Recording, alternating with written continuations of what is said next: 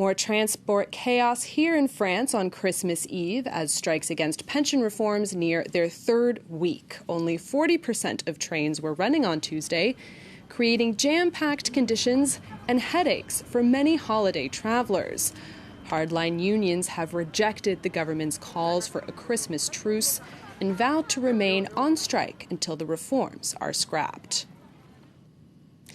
Now, while public transport workers have largely been spearheading the movement, on Tuesday, another sector took center stage: ballet dancers at the Paris Opera. They got creative in their strike action, as Jean-Émile Jamin tells us in this story, which will keep you on your toes.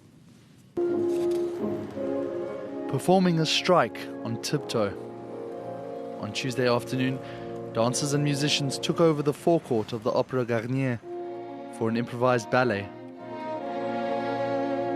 15 minutes of Swan Lake. Their way of being heard after 2 weeks of conflict. It's to show that we're against the pension reform, which the government wants to implement. But it's also a gesture towards spectators, because we as artists are very sorry for what is happening to hundreds of people who are deprived of seeing Christmas shows. A captivating effort, appreciated by hundreds of gathered onlookers. These people are damaged at 40, the dancers and technicians. Well done to everyone for taking a stand. The opera has 2,000 employees and a specialized pension scheme dating back to Louis XIV. It allows dancers to leave at 42, singers between 50 and 57, and technicians between 55 and 62.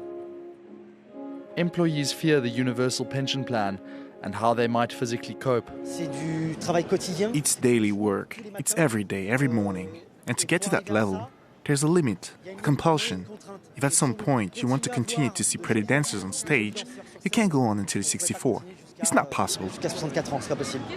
45 shows have already been cancelled since strikes began, a loss of €8 million for the Paris Opera.